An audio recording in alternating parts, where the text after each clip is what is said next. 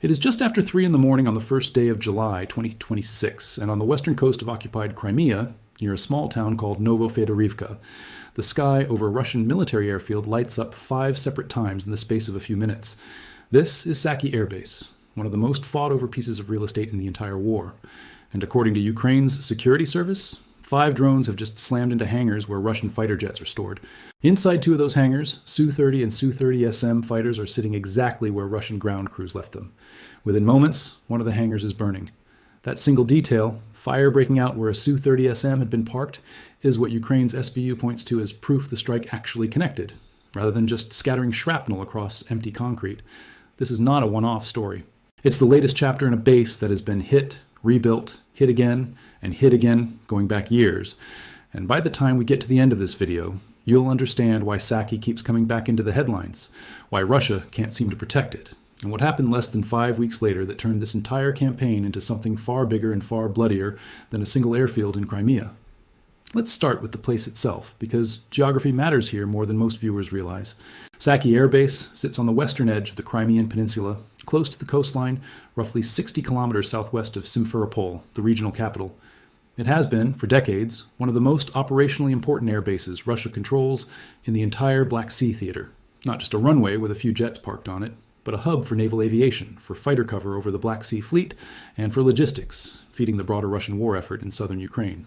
Crimea itself was annexed by Russia in 2014, a move that the vast majority of the international community has never recognized as legitimate, and Saky has functioned as occupied Russian military infrastructure ever since. If the name Saky sounds familiar to some of you, that's because this isn't the first time this base has made international news.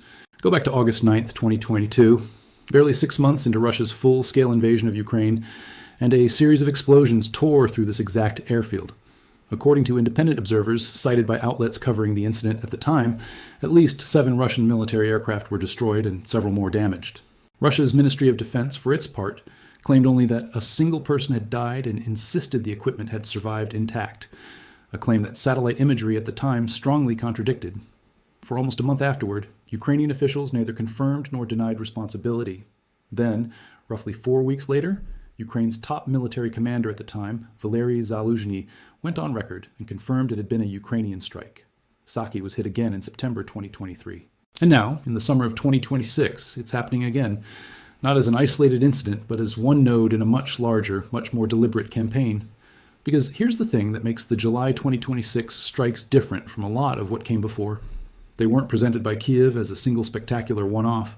According to the SBU's own public statements, the July 1st strike on Saky was explicitly framed as part of a 40-day influence operation, personally directed by Ukrainian President Volodymyr Zelensky. Ukrainian officials say this operation was announced on June 25, 2026, with one stated goal: inflict enough sustained damage on Russian military and economic infrastructure that Moscow feels genuine pressure to move toward ending the war. Whether or not that pressure is actually working on the political level in the Kremlin is something we'll come back to. But the operational tempo, at least, has been relentless. 2 days after that first July strike on July 3rd, Ukraine's security service went back to Saky. This time the target set was broader. Not just Saky itself, but a second airfield nearby called Gvardiske, sometimes transliterated as Gvardeyskoye. According to reporting from the war zone and corroborated by the Ukrainian telegram channel Dnipro Osint, 7 aircraft hangars at Saky were hit this time, housing not just Su-30 and Su-30SM fighters, but also Su-24 frontline bombers. Older aircraft, yes, but still actively used by Russian forces for ground attack missions against Ukrainian positions. The SSU claimed at least 7 aircraft were destroyed or damaged in that second strike alone. Crucially, and this matters for anyone trying to separate verified fact from claimed fact in a story like this, the SSU did not release photos or video confirming the results of that particular attack. What we do have is satellite imagery published by the War Zone showing visible damage to the hangar structures. In at least 4 locations, the blast waves were strong enough to tear the heavy protective doors clean off their hangars. That's independently verifiable structural damage, even without Ukraine's own footage to back up the claimed aircraft losses. At Gvardeyske, the same July 3rd operation reportedly hit 2 hangars used to store Shahed and Gerbera-type kamikaze drones and related aviation equipment. A detail that matters strategically, because those hangars aren't just about symbolic damage to Russian air power, they're about degrading Russia's own capacity to launch the very same kind of drone strikes that have been pounding Ukrainian cities on a near-nightly basis throughout this war. Then, Less than a week after that, on July 6th, Ukraine's Army Inform outlet confirmed yet another strike on the same two bases, Saky and Vardiske, describing it explicitly as the second strike on Saky within a single week. According to that reporting, the target list at Saky again included hangars sheltering Su-30SM, Su-30, and Su-24 aircraft, with preliminary estimates once more putting the number of aircraft destroyed or damaged at around 7. Now, if you're a careful viewer, you might already be asking, how many actual physical aircraft can one Russian airbase lose before it simply runs out of planes to lose? That's a fair question, and it's one open source military analysts have been asking too. The honest answer is that we don't have a fully independently verified running total of aircraft destroyed specifically at Saky across these repeated 2026 strikes. Ukraine's claims are self-reported by the SBU and the unmanned systems forces. And Russia, true to form throughout this war, has largely declined to confirm specific losses at named bases. What we can say with confidence is that hardened aircraft shelters at the base have sustained visible, satellite-confirmed physical damage across multiple strikes in a compressed period, and that a pattern of repeated successful penetration of Russian air defenses around one of its most important southern airfields has now stretched across years, not weeks. That question of why can't Russia stop this deserves a real answer, and it connects to a separate story that unfolded just a few weeks later. On the night of July the 26th into July 27th, operators from a unit within Ukraine's military intelligence agency, known as HUR, targeted and destroyed a Russian Murmansk BN electronic warfare station positioned near Cape Violent on Crimea's coast. According to HUR's own statement, published on Telegram alongside strike footage, the Murmansk BN is a long-range coastal system used for radio reconnaissance, signal interception, and jamming, with an effective range HUR says can reach up to 5,000 kilometers. Systems like this are precisely the kind of asset that should, in theory, help detect and disrupt incoming drone strikes on nearby military infrastructure. The fact that a station built to jam communications across 5,000 kilometers reportedly did nothing to stop a single drone from closing in on its own position is, to put it mildly, an embarrassing data point for Russian air defense planners in Crimea. And it helps explain, at least in part, why bases like Saky keep getting hit despite years of supposed hardening. This wasn't an isolated intelligence win either. Ukraine's unmanned systems forces, under the command of Robert Magyar Brovdy, have been documenting a much wider campaign across occupied Crimea throughout the summer of 2026. On July 5th, according to reporting from Euromaidan Press, Ukrainian forces struck a Russian military airbase, 3 ammunition depots, and 2 bridges used for military logistics in a single overnight operation, while separately hitting energy infrastructure. An electrical substation fire was documented in Bakhchisarai, occupied Crimea, that same night. Brovdy stated that Ukrainian drone units disabled 16 energy facilities in occupied territories over a 48-hour period around that date, and claimed that between July 1st and July 5th alone, Ukrainian forces struck 37 energy facilities across occupied southern Ukraine, targeting electrical substations and transformers not just in Crimea, but across parts of occupied Kherson, Luhansk, and Zaporizhzhia regions as well. According to Brovdy, the stated intent behind this piece of the campaign is to isolate Russian forces on the peninsula by cutting off electricity, disrupting logistics and fuel supplies, and degrading communications, in effect, trying to make Crimea harder and harder for Russia's military to actually operate out of, base by base, substation by substation. The knock-on civilian effects of that campaign are worth noting honestly, because this is occupied territory with a resident population, not an empty battlefield. Krimenergo, the Russian-installed utility operator on the peninsula, has publicly acknowledged that electricity remained partially unavailable across western, southern, and eastern Crimea following some of these attacks.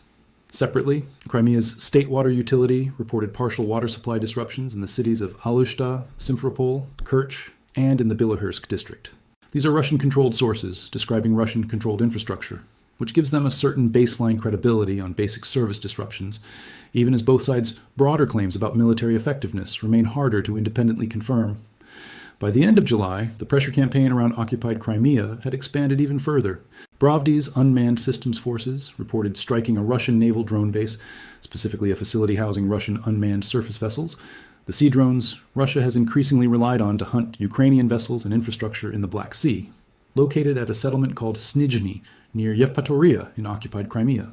According to Brovdy, that same wave of strikes also hit 4 tankers in the Black and Azov Seas, 5 air defense assets, and a launch site used for Shahed-type loitering munitions at Donetsk airport. Brovdy's forces claim they struck 30 Russian air defense assets over the course of July alone, and that the total number of tankers hit since the start of what Ukraine calls Operation Molochka. Its long-running campaign against Russian logistics and energy infrastructure connected to Crimea has reached 205, roughly 130 in the Sea of Azov and 75 in the Black Sea. We should be precise about sourcing here because a lot of this specific data, the exact tanker counts, the precise number of energy facilities disabled, comes directly from Ukrainian military statements, principally from Brovdi himself, rather than from independent verification by a neutral third party. That doesn't necessarily mean it's false. Commanders across militaries regularly report operational statistics this way, and some individual strikes, like the Murmansk BN destruction and the Saky hangar damage, have at least partial independent corroboration through satellite imagery or footage. But when a single figure like 205 tanker struck is being cited, the responsible thing to do as a viewer is to treat it as a claimed Ukrainian operational statistic rather than a court-verified fact. Meanwhile, the drone campaign against Crimea's aviation infrastructure kept going. On August 1st, a Saturday, a wave of drone strikes hit not only Russian oil refineries far to the east in Ufa, in Russia's Bashkortostan region, but also military positions back in occupied Crimea once again. Russia's defense ministry claimed to have intercepted 274 drones across 16 regions that night. A Russian government claim, worth noting as such. In Crimea specifically, satellite imagery confirmed fires at a Black Sea Fleet electronic warfare center located at Cape Violent, the same general area where the Murmansk BN station had been destroyed just days earlier, as well as at an air defense base near the Kayabash Heights. In Ufa, meanwhile, flight operations were disrupted as fires broke out at refinery facilities, a reminder that by this point in the summer, Ukraine's long-range strike campaign had stopped being a story purely about Crimea and had become a story about reaching deep into Russian territory more broadly. That broadening is really the pivot point of this whole story, and it's where things start to connect to what happened at the beginning of August. Because alongside all of the military-specific targeting, air bases, radar stations, tankers, air defense systems, Ukraine opened up a second front in this pressure campaign that had nothing to do with fighter jets at all. It targeted Wildberries. If that name means nothing to you, here's the context. Wildberries is often described as Russia's answer to Amazon, a massive e-commerce and logistics company with warehouses scattered across the country, moving everything from clothing and electronics to groceries. According to Ukrainian officials, Wildberries has also been listing military-related equipment on its platform, including drone components and body armor, and its banking arm was sanctioned by the European Union in July over what the EU determined was its financial contribution to the Russian state budget. Ukraine's argument, laid out publicly by military figures like Ivan Stupak, a Ukrainian military expert, is that hitting Wildberries serves two purposes at once. Stupak estimated the strikes carried roughly 40% genuine military value, disrupting the storage and movement of materiel needed at the front, and about 60% political value, aimed at increasing domestic economic pressure on Russian President Vladimir Putin by hitting a business that touches ordinary Russian consumers, business owners, and the politically connected associates who profit from it. Whatever the exact ratio, the physical results were significant and well documented. Beginning in mid to late July and accelerating into early August 2026, Ukrainian drone strikes hit Wildberries facilities across a striking number of Russian regions: Vladimir, Tula, Volgograd, Krasnodar, Samara, Leningrad, Penza, and more. According to reporting from Radio Free Europe and the Kyiv Independent, a Wildberries warehouse in Volgograd Oblast was hit on July 31st, with satellite images published by the Ukrainian telegram channel Excelenova appearing to show that facility completely destroyed by fire. Days later, on August 3rd, another Wildberries warehouse in Vladimir Oblast caught fire following a drone strike, alongside a strike on Belgorod State Technological University, a facility Ukrainian sources say was linked to drone development and testing. Vladimir Oblast's governor, Alexander Avdeyev, confirmed that 2 people were injured in that particular attack. By early August, Brovdi's unmanned systems forces stated that Ukrainian drones had attacked 15 separate Wildberries logistics facilities over roughly a 3-week window, with 13 of those 15 destroyed by fire as a direct result. According to independent Russian outlet Agents TiVo, a source outside the Ukrainian military's own communications apparatus, which adds some weight to the figure, 8 of Wildberries' 15 largest logistics centers had ceased operations entirely following the strikes, including major hubs in Elektrostal, Krasnodar, Novinomaysk, and the Samara, Leningrad, and Penza regions. Russian Forbes, citing analyst Sergei Semko of the firm Data Insight, reported that potential losses suffered by sellers on the Wildberries platform could reach somewhere between 215 billion and 280 billion rubles. In dollar terms, roughly $2.7 to $3.5 billion. Separately, the Moscow Times reported that Russian analysts estimated total economic damage from the campaign at up to 100 billion rubles, or about $1.3 billion, describing it as one of the costliest sustained strikes on Russian commercial infrastructure of the entire war. These strikes were not without civilian cost, and it's important to be straightforward about that, rather than glossing over it in service of a cleaner narrative. On what appears to have been a particularly intense night of strikes around August 1st and 2nd, drone attacks on warehouses, including Wildberries facilities, left 8 people dead and more than 70 injured, according to reporting from the Moscow Times. A separate strike on a Wildberries warehouse in the Moscow region, in an industrial zone near Novoselsky, left 5 dead and at least 10 others injured, according to Moscow Region Governor Andrei Vorobyov, who described several fires breaking out, with the largest occurring at the warehouse itself before being extinguished. The Electrostal warehouse alone, one of Wildberries' largest, covers more than 360,000 square meters and normally employs over 8,000 people, giving you a sense of just how large-scale and how population-adjacent some of these targeted logistics hubs actually are. Russian officials did not stay silent through any of this. Kremlin spokesman Dmitry Peskov was asked directly on July 21st whether Wildberries facilities were being used to support the Russian military, and he flatly denied it, telling reporters it is not the case, while accusing Ukraine of striking civilian targets. The Associated Press, for its part, ran its own independent search of the Wildberries website and found listings for body armor, helmets, radios, and other electronics, some of them explicitly marked in the site's own product descriptions, with phrases like tested in the SVO or SVO Fighter's Choice, using the Russian government's own acronym for what it calls its special military operation in Ukraine. That's not a claim from Kiev. That's the Associated Press looking at Wildberries' own retail listings directly. President Zelensky, in a statement about the strikes that notably did not name Wildberries directly, said major logistics facilities had been hit because they were being used, in his words, to supply sanctioned components for drone production and navigation equipment. By late July, as the campaign kept expanding, Peskov shifted from flat denial toward acknowledging the economic fallout, telling reporters, according to CNN, that the situation is indeed difficult given the losses suffered by both the company itself and small and medium-sized businesses. A week later, at a July 28th briefing covered by the Russian state news agency TASS, Peskov went further still, publicly commending Wildberries for what he called an unprecedented pledge to compensate sellers who lost goods in the strikes. A pledge the company made, Peskov noted, even though it had no pre-existing legal obligation to do so. That arc, from outright denial to acknowledging real economic damage to praising a corporate compensation scheme within the space of about a week, tells you a fair amount on its own about how seriously the Kremlin ended up treating a campaign it initially waved off as Ukrainian propaganda. It's also worth understanding just how quickly this campaign scaled once it started.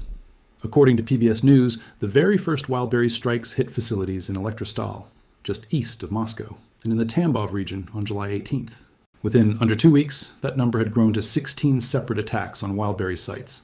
One of those early strike waves, according to PBS, killed 9 people and wounded more than 60 across warehouses and other targeted sites in a single night.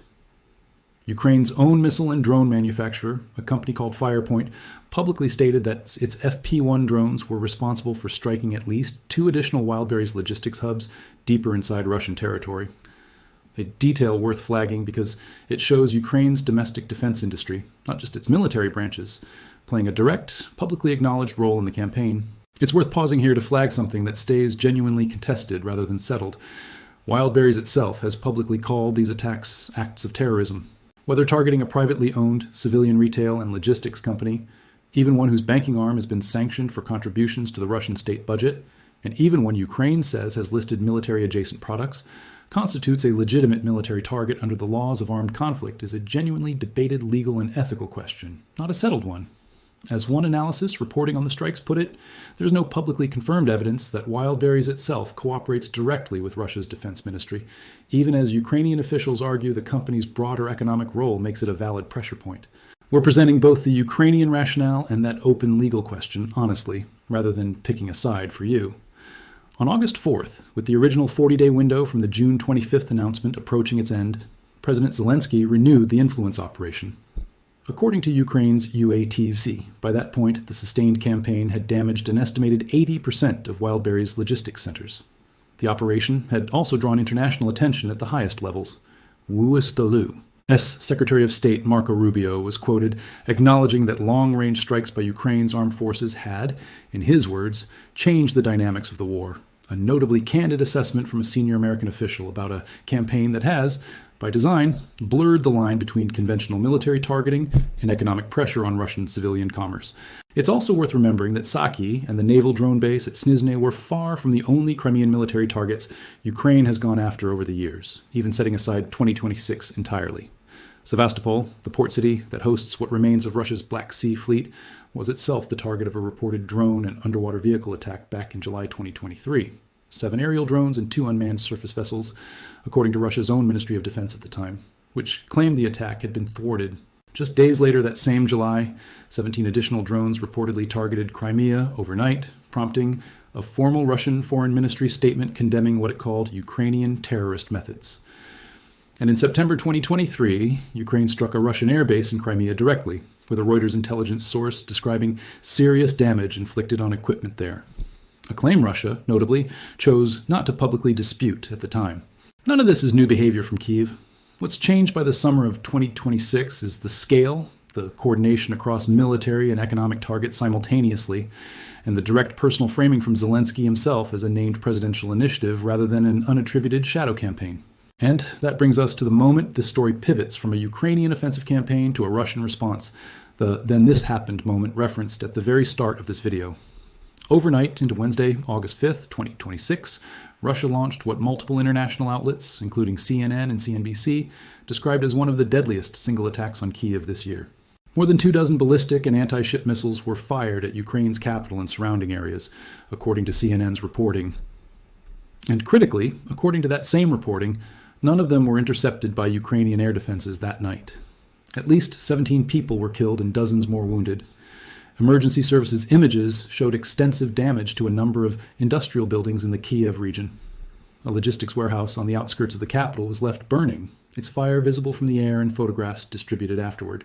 President Zelensky, writing on Telegram in the aftermath, said the main targets of the attack were warehouses belonging to civilian enterprises, specifically naming a brewery, hardware store warehouses, and a railway station among the infrastructure struck. CNBC's reporting on the same night described a massive column of smoke rising above Kyiv from a burning Nova's supermarket chain warehouse following the missile attack. In total, CNBC put the casualty figures at 17 killed and 44 injured. Multiple outlets covering the strike drew an explicit connection to the Wildberries campaign that had dominated the preceding weeks. CNN's own framing described Moscow's overnight attack as seeming to offer, in the outlet's words, a riposte to what it called the Wildberries onslaught, striking warehouse and logistics facilities in and around the Ukrainian capital, in what reads, at minimum, as a symbolic mirroring of the kind of targets Ukraine had just spent weeks hitting deep inside Russia. It is worth being precise about what is confirmed here and what is interpretation. Russia's defense ministry did not, in its own public statements, explicitly declare the Kyiv strike a direct retaliation for the Wildberries campaign specifically. The retaliatory framing comes from Western journalists and analysts reading the pattern and timing of the strike. Logistics and warehouse infrastructure hit within days of Ukraine's own warehouse campaign peaking, rather than from an on-the-record Russian statement making that link explicit. That distinction matters, and we're not going to pretend otherwise, just because the pattern is suggestive. What we can say with more certainty is what Russian officials did confirm around the same period. Dmitry Milyaev, the governor of Russia's Tula region, stated via telegram that Russia's defense ministry had destroyed 107 Ukrainian drones overnight around that same window. A claim from a Russian regional official offered without independent verification, but included here because it reflects the two-directional nature of this exchange. This wasn't purely one-side absorbing hits.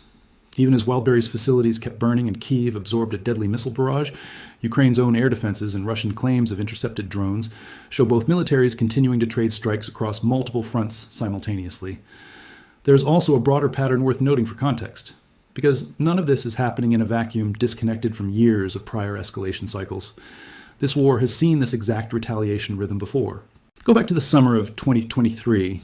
Ukrainian drone strikes on Crimea and a strike on a Russian tanker near the peninsula were followed within days by Russia, launching what the Associated Press at the time described as a giant missile and drone attack against Ukraine, explicitly framed by Moscow as retaliation, hitting the Starokostiantynivka area in Khmelnytsky region and facilities belonging to aircraft engine manufacturer Motor Sich in Zaporizhzhia.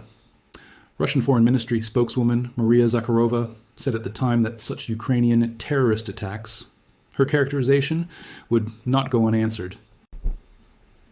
That same rhetorical and operational pattern, a Ukrainian strike deep into Russian-controlled or Russian territory, followed by a large-scale Russian retaliatory barrage against Ukrainian cities or infrastructure, has now repeated itself across years of this conflict, and the August 5th, 2026 strike on Kyiv fits that established pattern closely, even if this particular round is larger and deadlier than most of what came before it. Zooming back out to where we started, the Saky Air Base strikes of July 2026 need to be understood as one piece. An important piece, but one piece of a much larger, much more ambitious Ukrainian strategy that unfolded across the summer. It began with fairly conventional, if highly effective, military targeting.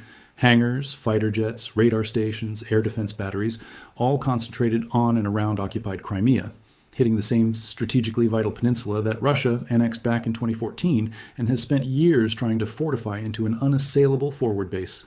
From there, the campaign widened into economic and infrastructure targeting inside Russia. Proper. Energy substations feeding the peninsula, tankers moving fuel through the Black and Azov seas, and eventually a sustained weeks-long assault on one of Russia's largest civilian logistics and retail networks. And it culminated, at least as of the most recent developments we have confirmed as of this recording, in one of the deadliest single Russian strikes on Kyiv this year, a strike that left dozens of families in Ukraine's capital grieving people who went to sleep on an ordinary Tuesday night and did not wake up. Before we close, let's be fully transparent about sourcing and about what remains uncertain, because that's a promise we make to you every time we put one of these together. The core facts of the Saky and Saky Air Base strikes in July 2026 come primarily from Ukraine's own security service, corroborated in part by satellite imagery published by the War Zone and reporting from Ukrainska Pravda, Militarny, and Ukrinform. Specific claimed aircraft loss figures at those bases remain Ukrainian military claims that Russia has not independently confirmed or denied on the record. The Crimea-wide energy and naval drone-based strikes come primarily from statements by Robert Brovdy, commander of Ukraine's unmanned systems forces, and while some individual strikes have satellite or photographic corroboration, aggregate figures like total tankers struck should be understood as Ukrainian operational claims. The Murmansk-BN destruction is sourced to Ukraine's HUR intelligence directorate, with accompanying video evidence. The Wildberries campaign and its economic toll are drawn from a wider mix of sources, including Radio Free Europe, the Kyiv Independent, Kyiv Post, the Moscow Times, and the independent Russian outlet Agentstvo, along with Russian regional officials confirming casualties and disruption on their own territory. Sourcing that, notably, spans both Ukrainian and Russian, and independent Russian outlets, which gives that particular thread of the story a reasonably solid evidentiary base. The August 5th Kyiv missile strike and its death toll are confirmed by CNN and CNBC reporting citing Ukrainian officials, with President Zelensky's own public statement identifying the specific warehouses and infrastructure hit. What remains genuinely unverified or contested across this entire story includes the precise cumulative aircraft losses at Saky specifically, the full tanker and energy facility totals claimed by Ukrainian commanders, Russia's own claimed drone interception numbers, and, perhaps most importantly, whether the August 5th strike on Kyiv was, in fact, a deliberate, calculated act of retaliation for the Wildberries campaign specifically, or simply the continuation of Russia's broader, ongoing bombardment of Ukrainian cities that has occurred on a near-nightly basis throughout this war, regardless of any single triggering event. So here's the question we'll leave you with. Ukraine's strategy over these past several weeks has clearly shifted, from purely military targets like Saky Air Base toward a much broader campaign designed to make ordinary economic life inside Russia harder to sustain, betting that domestic pressure inside Russia might do what battlefield gains alone haven't managed to do. Whether you think that's a legitimate and necessary escalation, given everything Ukrainian civilians have endured, or whether you think it risks blurring lines that shouldn't be blurred and inviting exactly the kind of retaliation Kyiv absorbed on August 5th, that's genuinely up for debate, and reasonable people watching this war closely land in different places on it. What do you think the right balance is between military targeting and this kind of broader economic pressure campaign? Let us know your thoughts, and we'll see you in the next one.